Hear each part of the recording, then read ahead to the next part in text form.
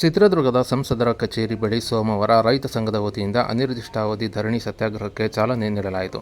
ಇನ್ನು ಭದ್ರಾ ಮೇಲ್ದಂಡೆ ಯೋಜನೆಯನ್ನು ಕೇಂದ್ರ ಸರ್ಕಾರ ರಾಷ್ಟ್ರೀಯ ಯೋಜನೆ ಎಂದು ಘೋಷಣೆ ಮಾಡಿದ್ದು, ಯೋಜನೆಗೆ 5,300 ಕೋಟಿ ಹಣ ಮೀಸಲಿಟ್ಟಿದ್ದು, ಇದುವರೆಗೂ ಹಣ ಬಿಡುಗಡೆ ಮಾಡದ ಹಿನ್ನೆಲೆ ರೊಚ್ಚಿಗೆದ್ದ ರೈತರು ಹಾಗೂ ವಿವಿಧ ಸಂಘ ಸಂಸ್ಥೆಗಳ ವತಿಯಿಂದ ಸೋಮವಾರ ಮಧ್ಯಾಹ್ನ 3 ಗಂಟೆಗೆ ಜಿಲ್ಲಾ ಪಂಚಾಯತ್ ಕಚೇರಿ ಬಳಿಯ ಸಂಸದ ಎ. ನಾರಾಯಣಸ್ವಾಮಿಯವರ ಕಚೇರಿ ಬಳಿ ಅನಿರ್ದಿಷ್ಟಾವಧಿ ಧರಣಿ ಸತ್ಯಾಗ್ರಹಕ್ಕೆ ಚಾಲನೆ ನೀಡಿದ್ದು, ಕೇಂದ್ರ ಸರ್ಕಾರದ ವಿರುದ್ಧ ಘೋಷಣೆಗಳನ್ನು ಕೂಗಿದ ರೈತ ಸಂಘದ ವತಿಯಿಂದ ಧರಣಿ ಸತ್ಯಾಗ್ರಹಕ್ಕೆ ಚಾಲನೆ ನೀಡಿದ್ದು, ಜಿಲ್ಲೆಯ ನಾನಾ ಭಾಗದಿಂದ ನೂರಾರು ಸಂಖ್ಯೆಯಲ್ಲಿ ರೈತ ಸಂಘದ ಮುಖಂಡರು ಆಗಮಿಸಿದ್ದು, ಸಂಸದರ ಕಚೇರಿ ಮುಂಭಾಗ ತಾಡಪಾಲುಗಳನ್ನು ಹಾಕಿ ಕೂತಿದ್ದು, ಅನಿರ್ದಿಷ್ಟಾವಧಿ ಧರಣಿ ಹಿನ್ನೆಲೆ ಅಡುಗೆ ಸಾಮಗ್ರಿಗಳನ್ನು ಸಹ ಶೇಖರಣೆ ಮಾಡುತ್ತಿದ್ದು, ರೈತರು ಧರಣಿ ನಡೆಸುತ್ತಿದ್ದು, ಈ ವೇಳೆ ರೈತರು ಹಾಗೂ ಪೊಲೀಸರ ಮಧ್ಯೆ ವಾಗ್ವಾದ ಸಹ ನಡೆದಿದ್ದು, ಯಾವುದಕ್ಕೂ ಜಗ್ಗದ ರೈತರು ಧರಣಿ ಸತ್ಯಾಗ್ರಹ ಮುಂದುವರಿಸಿದ್ದು ಕಂಡುಬಂದಿದೆ.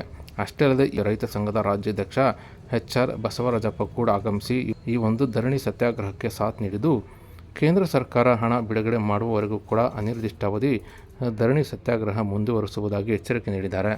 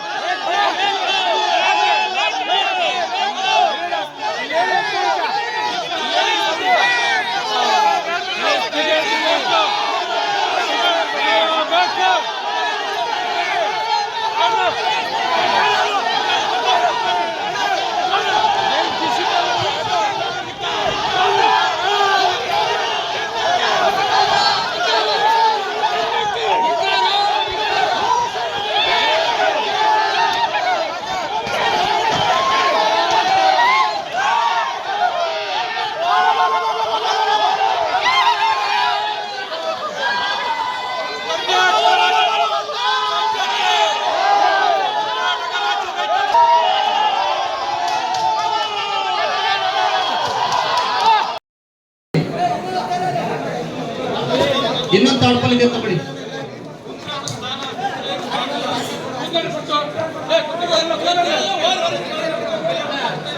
ಹಿಂದಕ್ಕೆ ಹಾಕೊಳ್ಳಿ. ಎಲ್ಲ ಊಟ ಮಾಡಿ ಬಂದಿದ್ದೀರಾ?